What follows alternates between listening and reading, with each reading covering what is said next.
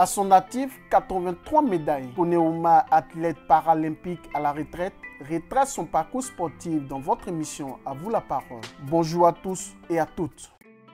Bonjour Koneouma, que devient l'athlète le plus titré au monde? Il faut dire que l'athlète le plus titré au monde, il est bien un Ivoirien. Et aujourd'hui, il s'est reconverti en coaching, dans l'encadrement technique. Donc j'apporte encore mon expérience à la nouvelle génération. Donc voilà, toujours, je suis toujours dans le domaine.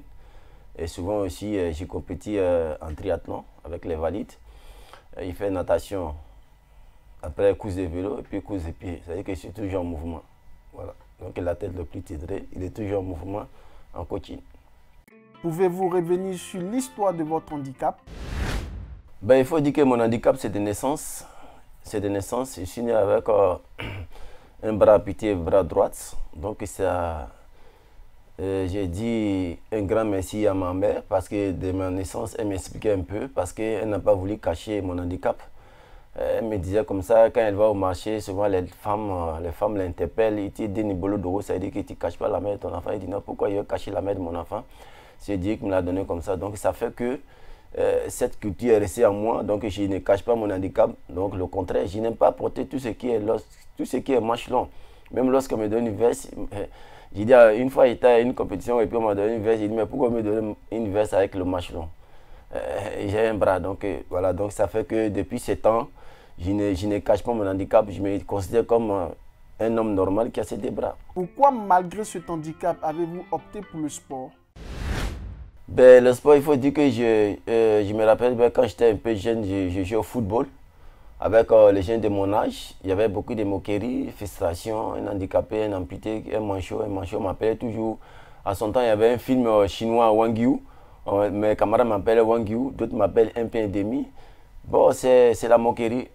Comme ça, un jour, je suis venu voir mes parents à Abidjan en vacances et puis j'ai entendu comme ça une annonce, cross populaire. La Fédération ivoirienne d'athlétisme organisait un cross populaire.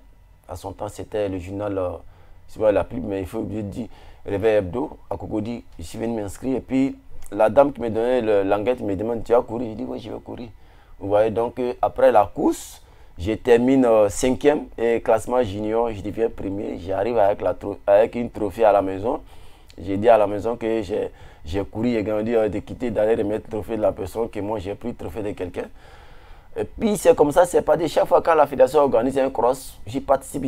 Et c'est de là, déclic, c'est parti. J'ai dit, mais en fait, ici au moins, il n'y a pas de. Ni seulement il n'y a pas fait dire de favoritisme, il n'y a pas fait dire l'arbitre a fait combine, ou il n'y a pas fait dire c'est cela. C'est toi-même, tu cours face à toi-même et puis face à le temps pour gagner. Et voilà pourquoi je suis venu en athlétisme.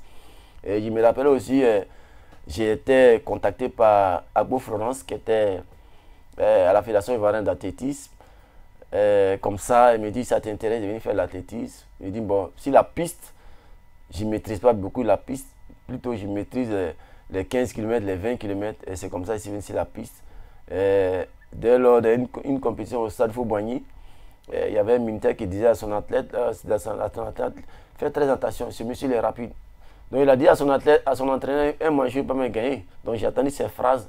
Et c'est les frustrations qui m'ont amené à arriver où je suis arrivé. Donc je me dis, il faut que j'arrive à battre ces gens-là pour leur montrer qu'ils m'ont malgré mon handicap. Il faut que, voilà, donc c'est comme ça. Et puis en même temps, j'étais un porte-flambeau pour personnes en situation de handicap.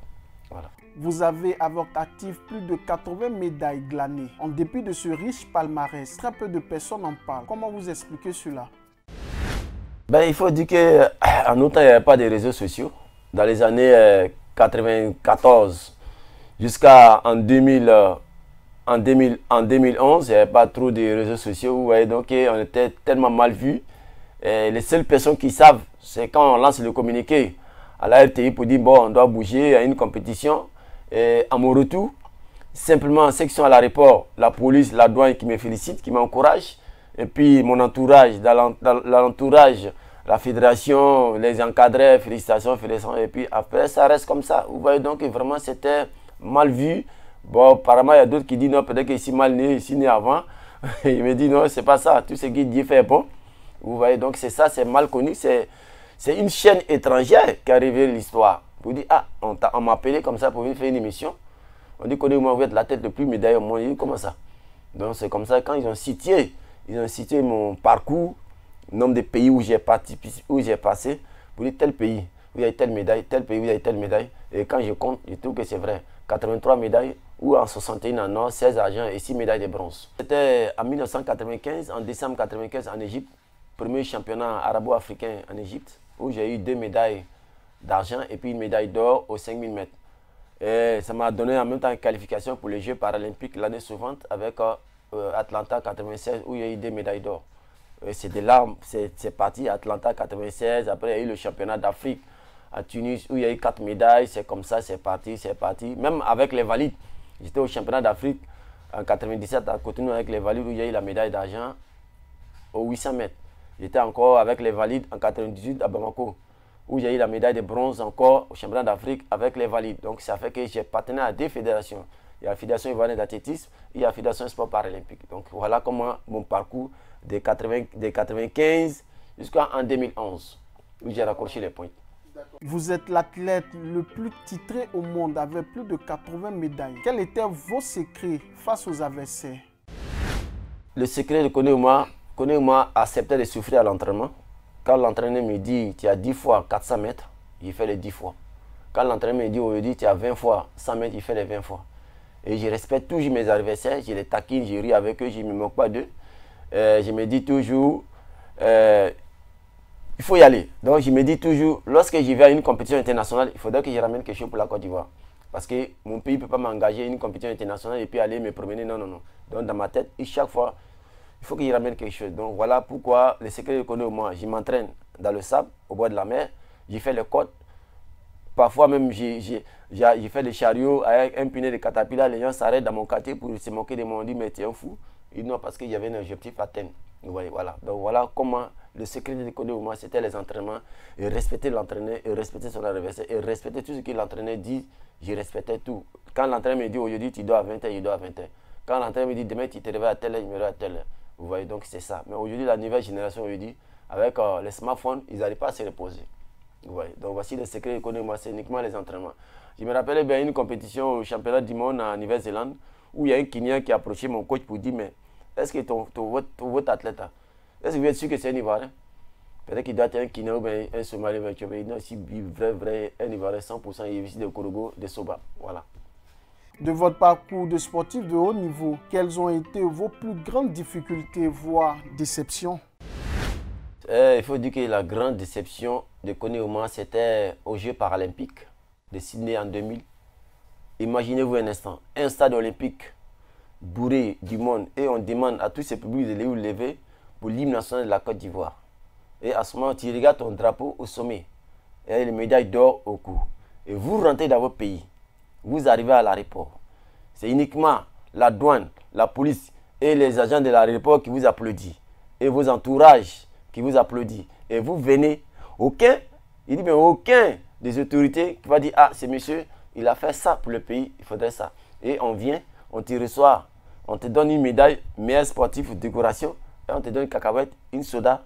Vraiment, je ne peux pas comprendre. Parce que quand je pense que mon troisième, je dis bien mon troisième qui est un Tunisien, l'année suivante, je vais à une compétition en Tunisie et je dormais chez lui. Et lui, il demande pour qu'il vienne en Côte d'Ivoire. Il va venir, il dit, tu vas rester où? Avec la médaille d'or, tu as connu au moins, tu as eu plus que moi. Il dit, moi, il ne croyait pas. Je vous jure qu'il ne croyait pas. Il a payé son billet d'avion, il est venu à Abidjan pour voir. Il n'a même pas fait, il n'a pas fait 2 jours, il s'est retourné. Donc, voici la déception de Koné Ouma. Franchement, je me dis peut-être qu'avec tout ce qui est glané comme médaille, dis pas, je ne regrette pas, mais dis pas encore, il dit merci à Dieu. Mais dis pas, je regrette. À chaque fois quand on parle de ça, ça me fait rire parce que dans les rues d'Abidjan, il y a des gens qui me disent comme ça. Un jour, j'ai passé quand même, puis il y a des gens qui disent, voilà le monsieur là, James Soro là dans la maison, il l'a vendu. Il dit quoi? Donc j'ai entendu quand même ici, il revient, il dit non, c'est vrai. J'ai reçu la promesse de Guillaume Soro qui m'a reçu le 22 octobre 2014 à l'Assemblée nationale. Il m'a posé des questions. Quel est ton problème? Il dit, mon problème, monsieur le président, c'est une maison. Il dit, ok, ça sera fait. Faire de maison, c'est déjà réglé. Prise en charge. On va vous donner une véhicule. Vous voyez? Donc je ne croyais pas. Tellement j'étais content, mais je lui ai offert une médaille. Vous voyez? Donc, j'attends encore. Une semaine après, je vais sur les réseaux sociaux, dans les journaux. Kone Ouma offre. Guillaume Soro offre une maison, une villa à la tête handicapée Kone Ouma. Quand on dit à bon terme de offre, c'est comme on t'a donné. Mais je n'ai pas encore reçu la maison. Et c'est comme ça j'ai activé une médiation pour entrer en contact avec le PAM. Jusqu'à aujourd'hui, il rien n'a abouti. Vous voyez, tous les courriers déposés, 0. Courrier sur 0. Courrier, comment on appelle, Tomark, chef de cabinet, 0. Et tout dernièrement, l'année sous-passée, l'Américain qui a fait une vidéo, et le PAM a vu, il est rentré en contact avec M. Tomark, ce chef de cabinet, Soul. Mais l'histoire de la maison, c'est comment? Pourquoi ce n'est pas encore réglé? Et c'est comme ça, ils m'ont reçu. Ils me disent, ah, c'est vrai, le PAM m'avait dit de te donner la maison. Mais celui qui avait le dossier à main, il a eu un accident, il est passé, bon, le dossier est resté. Maintenant, on va relancer par rapport à la maison. Et vous savez, maintenant, après tout ce qui est arrivé, bon, heureusement que le juge même m'ont dit de venir déposer comment on appelle, le devis de la maison. Il dit, mais moi, je ne peux pas savoir où est le devis de maison. Je ne suis pas immobilier pour savoir le devis de maison. C'est comme ça, on me dit, bon, il faut aller à CIPIM, va prendre. Excusez-moi la publicité. Et je suis allé à CIPIM, j'ai remis à M. Tomark. Et le juge m'a déposé le dossier. Et c'est celui-là, il y avait un problème. Dès qu'il est sorti de la salle, en même temps, il y avait des fourfous de la police. Donc, pour dire à toute la nation ivoirienne, à le monde entier, que je n'ai pas reçu la maison. Jusqu'à aujourd'hui, je n'ai pas reçu la maison. Si le papier, j'ai reçu la maison, mais je n'ai pas vu. Mais j'ai lancé un appel à toutes les autorités ivoiriennes. Ce n'est pas forcément à les bonnes volontés, surtout à le président de la République, son excellence Alassane Ouattara. C'est un homme de, je vais dire, qui est vraiment honore ses engagements. C'est un homme du cœur, c'est un homme vraiment du social, de vraiment dépenser mon cas avec tout ce qui est emporté pour la Côte d'Ivoire. Franchement, j'ai mérite d'avoir une maison avant mon départ au Yodi. Donc il lance encore un appel à le président de la République de faire face à mon cas pour avoir une maison. Simplement une maison, j'ai assez donné, j'ai assez pleuré. Voilà. Quels ont été les événements qui vous ont le plus marqué? C'est de Sydney. C'est des Jeux paralympiques à Sydney. Parce que je me rappelle en 1999, après les Jeux africains à Johannesburg, en Afrique du Sud, j'ai fait 200 mètres. J'ai eu la médaille de bronze. Et puis, je suis tombé malade. J'étais hospitalisé en Afrique du Sud. J'ai failli partir. Je suis venu à Abidjan encore hospitalisé pour les traitements, soins de traitement. J'ai fait pratiquement 6 mois hors de stade. À 6 mois des Jeux olympiques, on me demande, Jeux paralympiques, on me demande d'aller aux Jeux paralympiques. Je dis, je ne pourrais pas aller parce que l'entraînement n'est pas trop y est. Vous voyez, j'ai vu que 6 mois d'entraînement, mais comme le comité national IPC qui organisait, comme ici le recommande, du monde de 800 mètres, il faudrait que je participe à ces Jeux paralympiques de Sydney.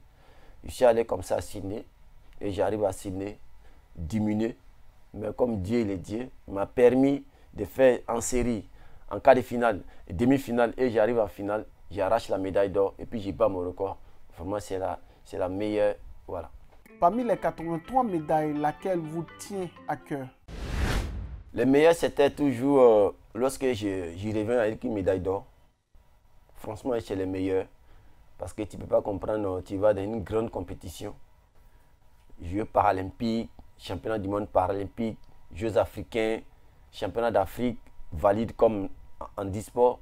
Et vous ramenez la médaille, une médaille pour votre pays. Vraiment, c'est le meilleur. C'est le meilleur offre en fait. Voilà, parce que tu ne peux pas aller dans une compétition, aller figurer et puis revenir encore. Vous voyez, donc c'est le meilleur moment où à chaque fois quand je sors, je viens avec une médaille, j'accroche. Et voilà, c'est ce qui est aujourd'hui qui m'a valu le plus médaillé. Bénéficiez-vous du soutien de l'État avec ce palmarès impressionnant? Il faut dire que le soutien de l'État, je soutiens l'État parce que je me dis grand merci à les autorités actuelles, à le président de la République parce que j'étais retenu dans les anciens gloires. C'est ça qui me permet aujourd'hui de bouger, d'aller dans mes entraînements, de m'occuper de ces jeunes. Vraiment, ici dans les anciens gloires. Voilà, ici dans les anciens gloires, mais c'est la maison encore que je n'ai pas encore reçue. Sinon, ici dans les anciens gloires, qui perçoit quelque chose par mois. Aujourd'hui, vous êtes encadré au niveau de la Fédération ivoirienne d'athlétisme. Comment trouvez-vous le niveau de l'athlétisme ivoirien? Ben, il faut dire que permettez-moi de féliciter le nouveau président Kwame Jano avec toute son équipe, avec son directeur technique Podacier, qui font un travail remarquable. Parce que nous-mêmes, quand on était athlètes, on a vu. Et aujourd'hui, je félicite parce que nous, on était athlètes, on a couru. Et aujourd'hui, on est dans l'encadrement. Et on est ici un président de club aussi, je sais c'est quoi je parle. Parce qu'aujourd'hui, le niveau commence à se relever.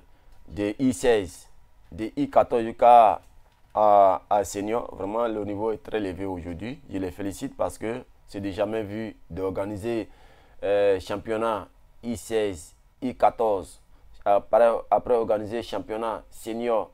Vraiment le niveau est très élevé parce que M. Kwame Jano c'est un spécialiste, c'est un ancien athlète, et puis il est professeur à l'INGES, donc il sait déjà. Je les félicite parce qu'il fait un travail remarquable. Ça fait que nous-mêmes, les encadreurs, nous sommes tellement contents qu'on est obligé d'aller chercher encore, détecter, les pousser même pour les faire remonter en senior ou en junior. Vous voyez, donc vraiment, il fait un travail remarquable. Je le félicite. Quelles sont les solutions pour développer cette discipline? Ben, la solution, c'est les infrastructures.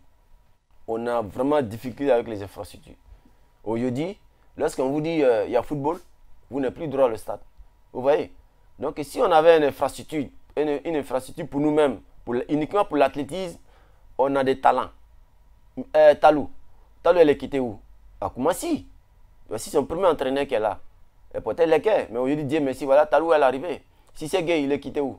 À Man, après le centre de Yamoussoukro. Vous voyez? À Tumbré, il était à Bondoukou. Mais c'est pour dire, si aujourd'hui, on a des infrastructures, on nous donne les moyens qu'il faut, nous allons fabriquer des talous. Aujourd'hui, Kone Mamoudou qui sort de l'eau, elle était où? À Yamoussoukro. Vous voyez, donc c'est pour dire, si on a ce qui nous manque, c'est les infrastructures. Si on a des infrastructures à nous-mêmes, aujourd'hui, on a des difficultés. Voilà, bientôt, il y a les championnats nationaux. Nous ne pourrons pas faire samedi parce qu'il y a des matchs. Ouais, donc c'est compliqué. Si on a l'infrastructure, on nous donne les moyens, nous allons faire sortir d'autres talous, nous allons faire sortir d'autres Sisségué. Ce n'est pas parce qu'on n'a pas, on en a. On a plein de jeunes aujourd'hui qui se distinguent. Franchement dit, il s'agit de les pousser seulement, de leur donner les moyens, ils vont exploser. Est-ce que votre parcours a inspiré la jeune génération au point de vouloir pratiquer l'athlétisme? Il faut dire que franchement, plein. Aujourd'hui, j'encadre des valides comme les non-valides. Celui qui vient de dire m'entraîner à Kotouma, celui qui vient de dire m'entraîner à Konouma. Même il y en a d'autres qui me lancent des filles, ils disent coach, il veut battre ton record de médaille. Il dit, en tout cas, si tu veux battre mes records de médaille, tu vas souffrir parce qu'il y a souffrance. L'entraînement qu'il fait, il est fait pour aller chercher toutes ces médailles-là.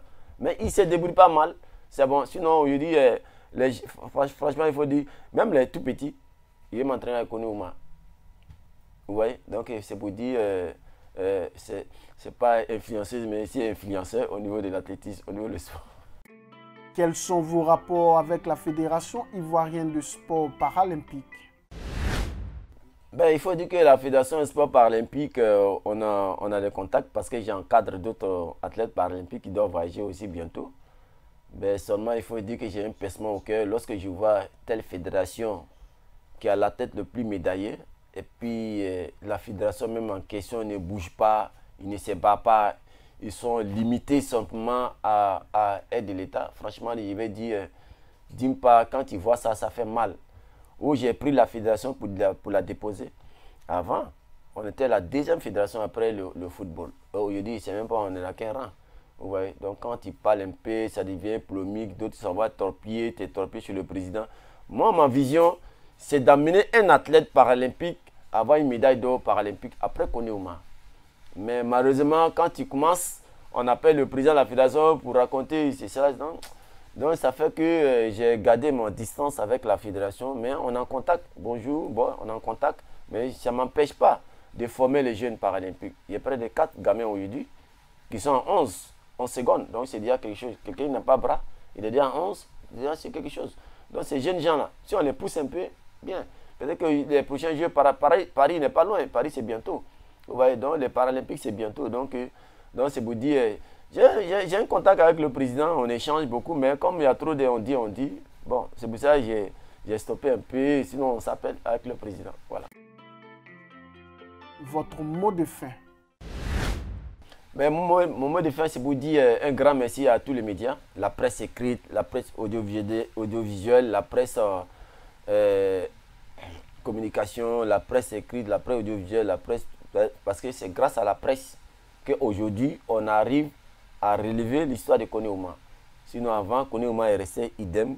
Personne ne sait, j'y passe une inconnue. Mais c'est grâce à vous, les médias, qu'aujourd'hui, les gens sont en train de réveiller Kone Ouma. Ça me fait mal aujourd'hui et j'ai pris ma retraite. Si c'était dans mon temps avant, j'allais envoyer mes dames pour donner à toute la presse, mais ce n'est pas gâté. Voilà, donc mon mot de fin aussi, c'est pour dire à les parents, la Fédération ivoirienne d'athlétisme, nous sommes là. La Fédération sport paralympique, pour laisser quand les enfants handicapés, ne les cachez pas. Faites-les venir, ils peuvent faire l'athlétisme, ils peuvent faire beaucoup de choses. Le sport d'abord, c'est un facteur d'union, c'est le brassage. Ni seulement c'est union, ni seulement c'est... Le sport, mais ça apporte beaucoup en développement, en termes de développement pour un enfant. Donc nous sommes là, nous prenons les tout petits, voilà, des tout petits qu'aux seniors. Voilà, nous sommes basés au stade Champrou.